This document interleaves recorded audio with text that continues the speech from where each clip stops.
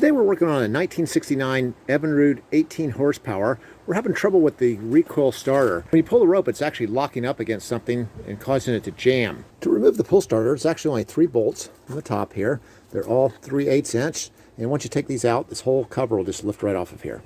All you have to do to disassemble this thing is just take this one nut out right here. It's a 1/2 inch, and then this whole plate will come out of here.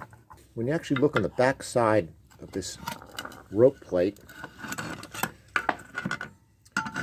we've actually been having trouble when the rope plate spins. When you pull the handle, it actually has been hitting on the end of the spring and causing it to come out. There's actually 2 little plastic pegs that are on either side, of this piece right here to try to keep it from hitting when it comes around, and these actually are replaceable and removable. And over time, the top of this cap right here will get worn down, which will cause this spring to hit on the plate when it spins around. If it's so worn down that you can't get your pliers on it, no worries, because the hole actually goes all the way through to the other side. So all you have to do is just take a finish nail and put it in from the back side. And you can push down on it and push this thing right out of the other side. And now you can just simply insert your new plugs right into those holes. Here's the end piece on the tip of the spring on our old one. You can see it's all bent up. The spring is upside down inside of this recoil.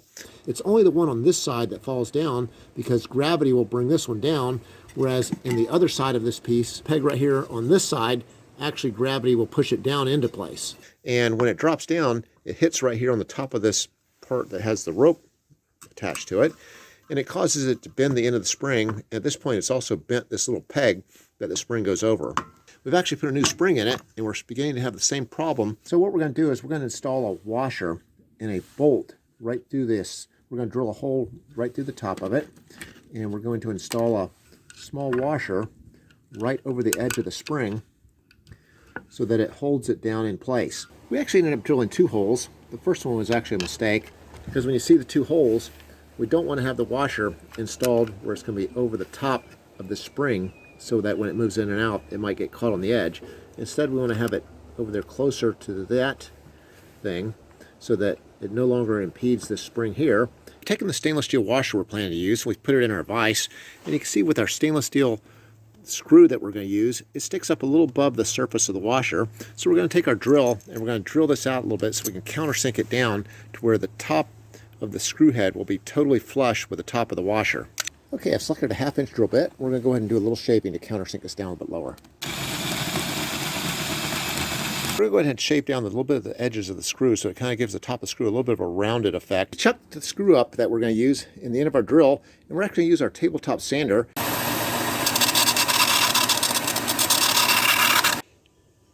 Now you can see when you look at the side profile of this thing that the screw is pretty much flat with the washer.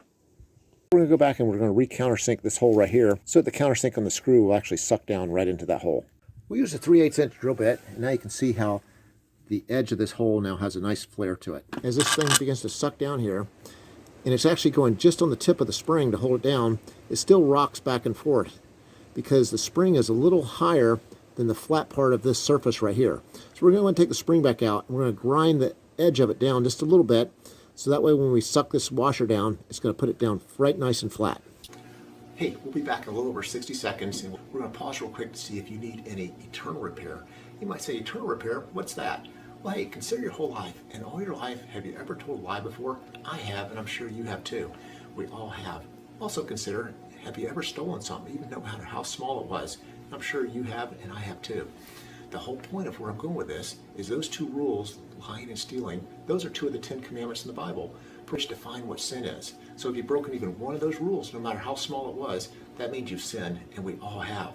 The punishment for sin is going to hell, or eternal separation from God. The good news is Jesus Christ came to this earth. He didn't lie, he didn't steal, he didn't do all these crazy stuff that you and I have done. He was totally without sin. He was sacrificed on the cross for my personal sin and yours. He went to the grave. 3 days later, he defeated death, and now he sits beside the Father in heaven. The whole point of why he had to take that punishment on the cross was he was taking the punishment for your sin and for my sin. But it can only be accounted to you if through faith you believe in who he was, what he did, you submit to him as your Lord, and you repent. And when you do that, you can have eternal habitation with Jesus and the rest of the saints for eternity in heaven. You might be saying to yourself, hey, I'm a good person. Surely God wouldn't send me to hell for all the nice things I've done for people. But the truth of the matter is the Bible says, by grace you've been saved through faith, and that not of yourselves. It's a gift of God, not of works, lest any man or woman should boast. There is no amount of good work you can do to earn your righteousness before God. Only faith and trust in what Jesus has done for you on the cross. Hey, let's get back to our video, and I'll have a little more information on the eternal portion of this at the end of the video. To take the spring in and out of this rewind starter, all you have to do is just begin twisting it in a circular motion so that it makes the spring get smaller.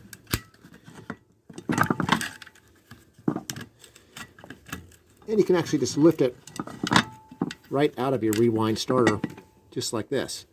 To actually get it smaller, all you have to do is just hold on to this piece right here and begin pulling on this end, and it'll actually pull the spring down smaller as you pull that end to where you can get it small enough so it'll fit down into this hole right here.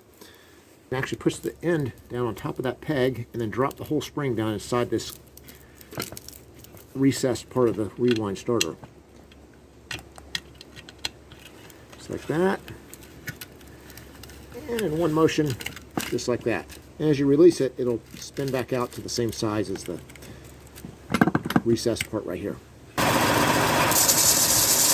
Now when you take a close look at it, you can see that that one edge has actually gotten tapered off. So now you can see that the washer with the screw in it is actually sucked down nice and flat, and actually doesn't stick up any higher than what these plastic pegs do that are meant to keep the two pieces separated from the beginning. Next, you need to get the spring so that it's actually positioned right next to the edge of this flange right here. You may have to put a small bend in it or something to make sure it lines up, and that way when we go to put this piece back on, we can line it up on that peg that it's supposed to go down over the top of. Now that we have it just about all the way wound up, we're going to now try to align our pin so we can line it up to the spring. If the recoil rope won't let you turn it far enough, then let's just go ahead and let one coil back out of the rope so that now we can line up, to the edge of the spring here with our pin. If you look down inside there, you can see the pin and the spring as we go to close the two together to line it up.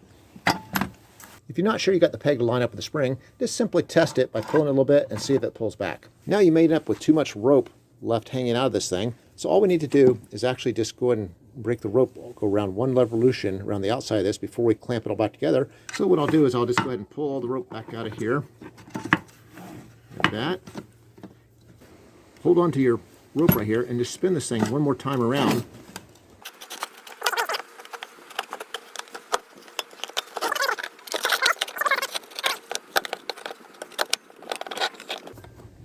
Got it. Okay, now it should recoil itself right back to where you want it, just like that. Now that we have the rope rewound, it's time to go ahead and put this bolt back in the center. So you can see the way this thing works. When you pull the cord a little bit, it actually makes this cog pop out. So certainly if this plastic peg is worn off on the end, you may have to replace this so that it can actually catch the flywheel. Lastly, you'll need to cut the excess length off of the bolt that you put right through the top of this thing. So we'll use our grinder and actually snip it right off of there.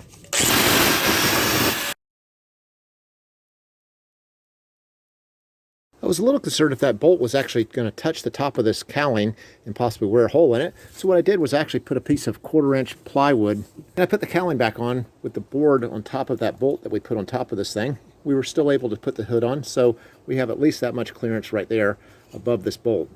Hey, as far as the eternal portion I was talking about, if you're not sure you know who God is, I encourage you to just to pray like this. Say, Lord Jesus, if you are real and you are out there, I pray you would reveal yourself to me in a tangible way. And when you make that prayer, he's going to answer it, and you will know he is real. At the point you know he is real and you're ready to accept him as your Lord and Savior, the gospel is so simple. All you have to do is just pray like this. Say, Lord Jesus, I recognize that you are the Son of God. You took the price for my personal sin on the cross. I surrender my will to your will as Lord of my life. I repent of my sin. Thank you for loving me, forgiving me, and accepting me into your eternal habitation. That's just how simple it is. But the catch is that just saying those words won't do anything for you, only unless the heart believes the words that you're speaking. For the Bible says in Romans 10:9, if you confess with your mouth Jesus Christ is Lord, which I just did, and you believe in your heart God raised him from the dead, you will be saved. Salvation only comes through faith and believing. Hey, if you get a chance, visit our website, eternalrepair.com, where we have a lot more information about your walk with Jesus Christ.